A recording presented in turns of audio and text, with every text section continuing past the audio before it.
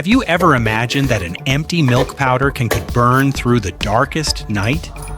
Just 3 minutes ago, it held the very last scoop of milk for a child. Today, I invite you to give it a second life with your own hands. Together, we'll build a portable, smokeless stove that leaves no sparks behind, no electricity, no gas, almost no cost. In just a few minutes, what was once boiling water's container will become the fire itself.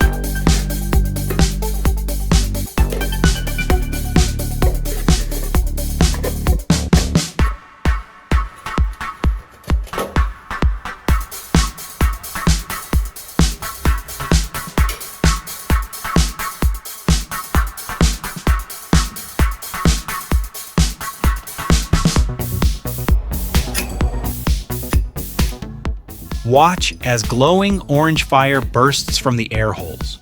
No thick smoke, no shower of sparks, only steady, quiet, relentless heat. If you enjoy turning discarded materials into extraordinary tools, follow me. Everything can be rebuilt. Even scrap metal can burn with a new life.